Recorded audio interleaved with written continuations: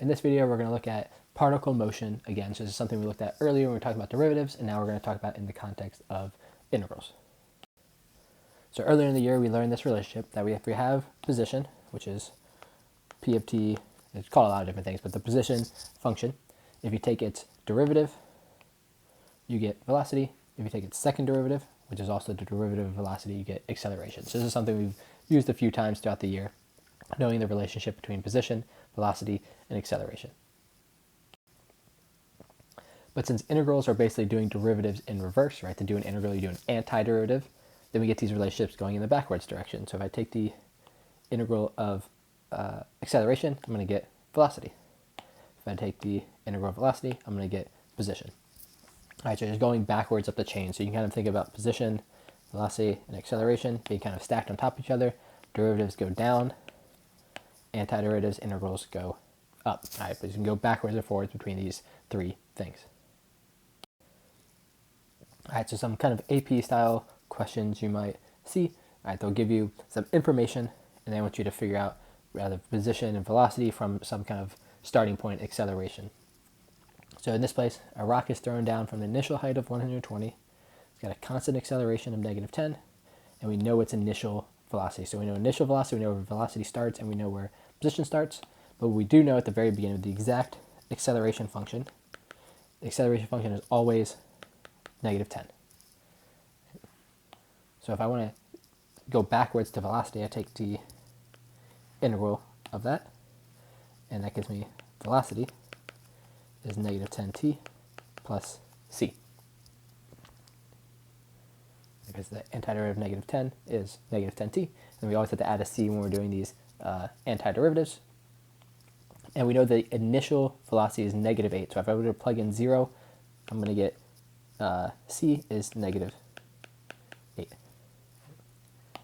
And now that I know my velocity function exactly, I can take integrals again, and that's going to get me to position. The antiderivative of -10t is going to be t squared, and I'm going to take -10 and divide it by 2, so it's going to be -5. Derivative of -8 is -8t plus c. And again, we know the initial value, so if I were to plug in zeros for all these t's, I get that c has to be 120. All right, so this is kind of an AP style question. You start off with acceleration, you work backwards to get your position. All right, this one, all right, an object's moving along the x-axis, which is an acceleration. All right, it's initially at the origin, moving 4 units per second to the right. Find the equation for its position. All right, so again, they give us the acceleration function.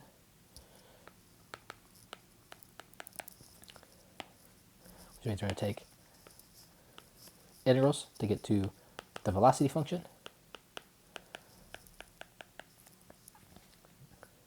We know initially it's moving 4 units per second to the right, so that tells me that c is 4. Because initially means times 0, so if I plugged in times 0, these would go away, and I would just get c. And now, again, take integrals again to get to position. It's going to be t cubed over 3 minus 4t squared. Again, add 1 to the exponent, divide by the new exponent, plus c. All right, so that's my position graph. It doesn't really tell me what my initial position is, but it starts at the origin. The origin means you're starting at 0, so my initial c is actually 0, so my final answer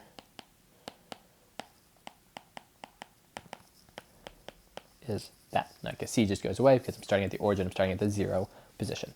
All right, so again, same thing as the last example, just working backwards from acceleration down to position. Here, a particle is 8 meters high after 2 seconds. Its velocity equation is given by v of t equals 1/3 x squared. Find the position of the particle after 5 seconds. So we know the position at time 2 equals 8. We want to find the position at time 5 equals question mark. Well, how can we do this? All right, there's a couple of different ways you can do it. The way I see it initially is we have this equation that says if I have a value and I add the integral of its derivative, that's going to get me to the next value. So this was called the accumulation of change. So this is one way you could do it. The other way you could do it is if you have the velocity function, you can work backwards to find the position function. And so v of t, you can take integrals to get the position function. And that's going to give you like a plus c, but you can use this information to figure out c. So there's two different ways you could do this problem. They really end up kind of being the same. Let's say I do it in the accumulation of change way.